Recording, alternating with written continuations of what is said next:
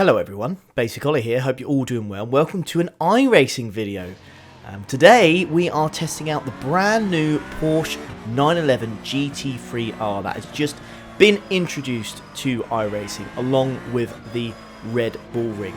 Two of my favourite combinations, or tracks and cars I should say, coming together, and I just can't wait. Honestly, what a combination. I'm so looking forward to this. So for this one I've decided to start from the back. I didn't actually set a qualifying time, but so did a few of the chaps behind me. So I'm starting in P21, I believe, out of about 26 cars, 27. I've got a new relative in the top left hand corner, so hopefully that works a treat. And let's get this race underway then at the Red Bull Ring. In the Red Bull Ring in the brand new Porsche. So you've got the two chaps going side by side in front of us. A little bit of contact, but not too much. They're still safely in this race. Nobody has spun yet. Into turn one, any casualties here? Few people going wide on the first corner.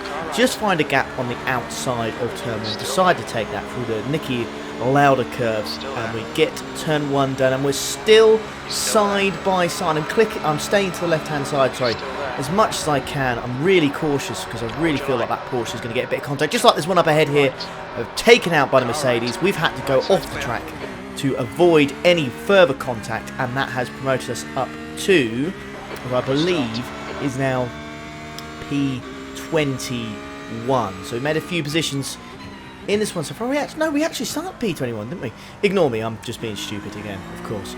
But yeah, as we go through turn 3 then, we've got a little bit of a gap behind us now. So now we've got to get our heads down and concentrate and see if we can close the gap on these two chaps fighting ahead.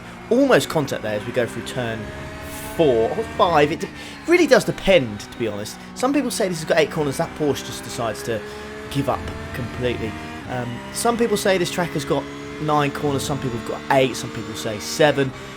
You know, I'm gonna go with 8 to make things easier. All right, that's what I'm gonna go for. So we're gonna go through turn 7 here, and then we're gonna go through turn 8, just trying to explore the track limits really as we actually get one. Right there, this is a brand new track, so I'm not quite sure what the track limits are. So you may see a few from me in this video. Eyeing this guy up for the move on the inside. Thankfully, he doesn't fight too much, and we get a nice move done into turn 1. And that is us up to P16 now. So good start. We started in P21 after a lap, and 1 corner we have gone up 5 positions. So it's looking good. No damage so far. Week 13 in iRacing. Normally in week 13 it's kind of the fun week. Nothing's taken too seriously. Everything's kind of unranked as such. So you don't lose any licenses, you know, driver rating points, or you don't, you know, lose points on your license. You're all good, basically, so you can go out there, have some fun. Not be too worried about the result, because it doesn't really mean too much, which is why I absolutely love this race, because people are absolutely bonkers. As we have a little bit of a collision with Tony there, actually. Have a little bit of a collision with Tony, but we do manage to get past him. And we are now up to P15 or 16, I believe. I can't seem to keep on on top of this. But yeah, and there's another chap off there, so that's another position gain. So we'll see what position we are in once we cross the finish line. Annoyingly, the last lap is just a little bit cut off from the screen, so I do apologise for that. I get really close to this Porsche here, almost have contact, and he ends up spinning regardless, actually. So I promise you I did not touch him on that corner. I promise you I did not touch the lad. It was it looked bad from my point of view, but I swear to you, chat? I swear to you, I didn't touch him. It was absolutely fine. So yeah, we do cross the finish line then. We're actually now in P12.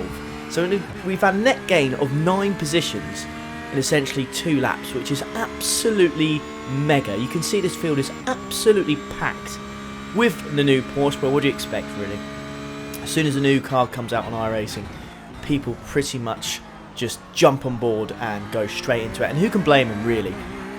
Especially with this car as well. It sounds absolutely mega, especially in the replay camera as well. So yeah, she's an absolute beauty. But we're getting up to about 240 kph, braking just before the 100-meter board, rotating the car, 2 wheels on the curb as we go through turn 3 there. Someone argue this is turn 4, but I'm going to say this is a continuation, I should say, of turn 3. The chap up ahead using all the curb that was available and a little bit more to try and take that corner correctly. Unfortunately, it didn't look quite correct. Neither does this Porsche. On the outside of turn 5 there, that does not look like the correct place to be. And that is not the correct line from me as well, as I get a ×1 on that corner there. So as we go through turn 6, get the times on there. But thankfully, it's not going to matter too much. Turn 7 then, I think here, just before you break for turn 8, you can really go wide in that corner without getting track limit. It's quite ridiculous actually how far wide you can go. The white line is just completely irrelevant. It is the curb. So as long as you've got one wheel on the curb, you're absolutely fine. Now this corner here, turn 1, really tricky to get right actually, because you need to clip the inside of the curb without touching the yellow part of the curb, because it will literally flick your car up and you'll lose so much time. But then you've also got to concentrate on the exit as well. As we almost go into the back of this Porsche there, you can see I braked much later and I had to quickly react to go to the left to make sure I didn't actually plough into the back of Gareth Potter there in the orange Porsche 911. Of course he's in the Porsche, no one else really is in anything else, to be honest. But yeah, this is what happens when you get a brand new car. As we just shoot down the inside into turn 3. Lovely little moves down the inside, and Gareth doesn't want to fight that too much. So that is us up into the top 10 now. Absolutely mega stuff. What a start to this race, and we're just 4 laps in. So this has been absolutely awesome so far, and I am absolutely loving this Porsche. It's a great car straight away. This is with the medium default. So I get another times one there for going off the track. Yeah, so when with the default medium setup, this Porsche feels absolutely brilliant, and I'm really glad I bought this. Some people would argue that the iRacing pricing system is bad, and it is, but I spent, what was it? It's like $12, whatever it is, in dollars. It's probably about £9 or £8 in the UK, or GB, but yeah, totally worth the money, I have to say at the moment. I'm really enjoying this car. Very much looking forward to doing some endurance racing in this thing. It should be brilliant. So, catching up with these 4 up ahead then. So we have a vicious battle, shall we say, for what looks like P6 here. So there's side by side twice. So you've got 2x2, and then you've just got me around the back there, just sniffing for an opportunity. And I almost catch the guy in front of me there. I don't want to pronounce his name because I absolutely get it wrong. Mr. Lee, we should call him. Mr. Lee. I thought I had him actually going into turn 2 there.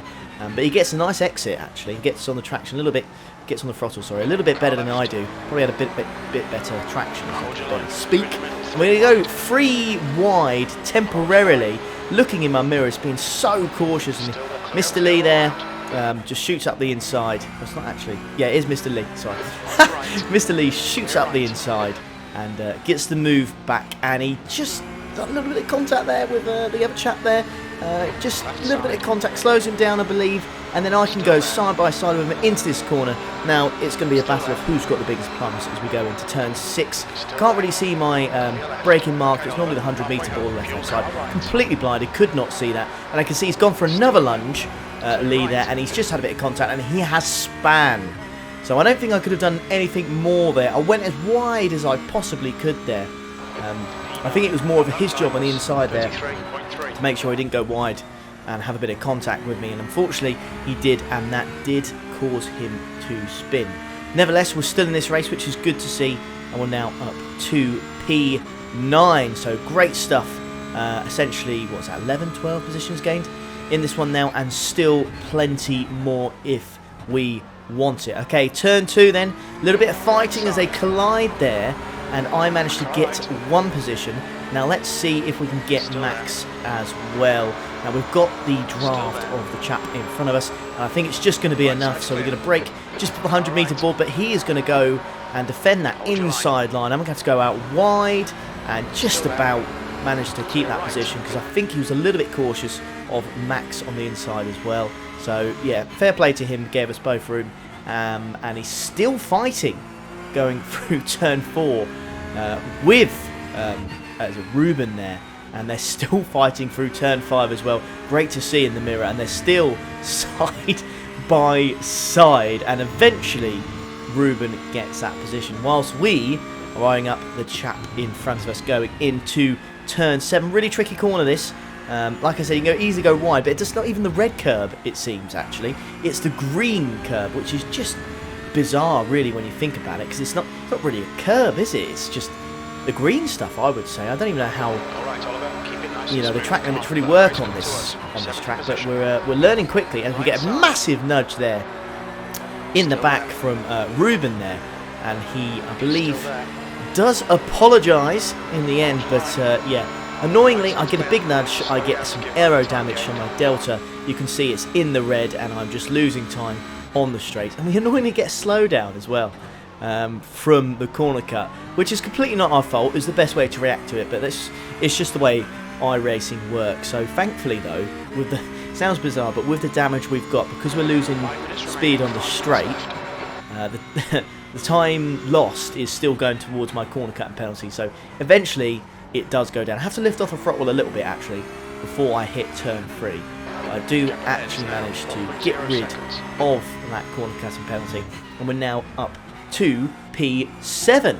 So we've got P6 in front of us, and this is the chap that we were chasing earlier, and still Max and Ruben behind us are fighting side by side. You can probably see by the replay camera that the rear of my Porsche has seen better days. It looks like the rear right is taking an absolute whack, so that is probably some aero damage, maybe a bit of engine damage as well. We shall see as the race goes on. Nice line through there, braking really late before turn 8, clipping the inside the apex, lovely, nice and wide, getting a nice smooth exit to start, well, to end this lap and then start lap 7. So overall, or lap 8 I should say, so overall it's going very well. I'm enjoying this very, very much. It says the strength of field in this one was 2.2k, but I didn't feel like it was. It was a strange one, this, as we see. That looks like P4, Michael, having an absolute nightmare, having a stinker as he's gone onto the grass there, and that will promote us up to P6 by the looks of it once we cross the line once more. This corner here, turn 2, really hard to rotate the car and get the traction down, as it kind of is quite a bit of camber, and it's just difficult to get the power down. If you slam your foot on the throttle, it kind of just, the rear end's slightly unstable. If you do it in if you do it in gear 2, second gear, yeah, it just bogs down a lot, and you don't really get too far. So yeah, I think gear 1 is the best gear to be in for that one, as we almost go wide there. Again, track limits questionable as you go down that miniature straight as such after turn 4, and then I love this corner here, absolutely mega stuff, and we're still in the slipstream or the draft of, is it Kodja in front of us? It said technically he's in P6 right now, but as soon as he crosses the line, he goes wide there, loses the rear end, and so do I, and there's someone else. It looks like a lapped car. So another Ollie. So Ollie Cole there, also having a bit of a stinker.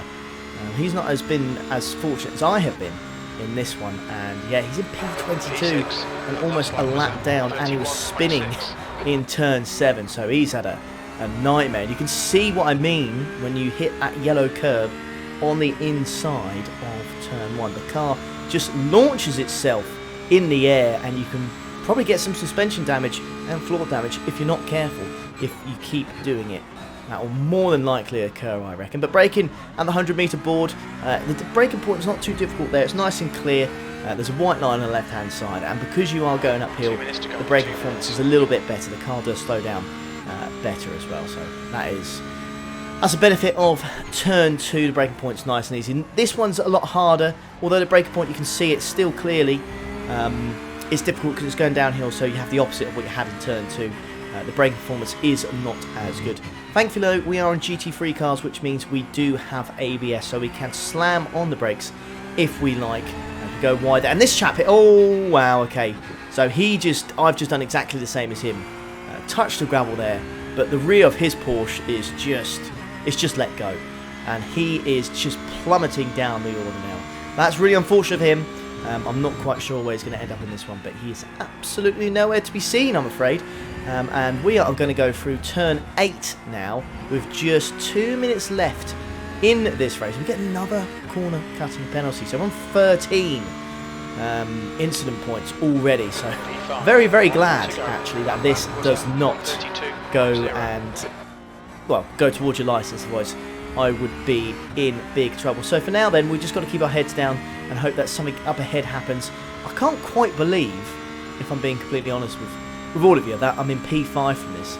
To start from P21, and this is only a 15-minute race. I've loved every second of it so far, and I've absolutely loved this car, and I've loved this track.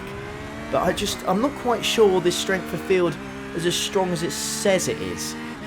It's not actually 2.1, I've actually just had a quick look at it. It's actually 2.2k, and my iRating is 2.1, I believe, at the moment. So this lobby is, on average, stronger than my iRating. But I've managed to go up, you know, what was it, 16 positions in this one? So, I don't know. It's a strange one. I've watched Dave Cam's video earlier on when he was in the Formula V, and he had a strength of field that's 3.9k, and he flew through the field as well. So, maybe because it's just week 13, maybe people don't take it seriously, not as much practice, no custom setups, it's all default. Maybe just because of, you know, those things, you know, people don't take it as seriously. And maybe because it's a brand new track as well, people haven't really learned, you know, the fastest way around it. So I go through turn 7, and the rear there was just not complying with me at all, and I nearly bin it, but I just managed to hold on, just let go of the throttle there a little bit, and I managed to stabilise the car, and we are still good to go. However, Ruben, who has been following us this whole race, has managed to catch up with, but it wasn't enough as we crossed the line there, and we get ourselves a well-deserved P5. Absolutely awesome race. Thoroughly enjoyed that. It's nice to do something different from GT Sport, to be honest, and I have to say I'm absolutely loving this Porsche. You can see the damage there on the rear right. Just insane. And we almost threw it away at the end there, but absolutely brilliant race. Thoroughly enjoyed it, and I hope you did as well. If you did, please leave a like, subscribe if you are new around here, and I'll catch you for the next one. Take care. Ta-da.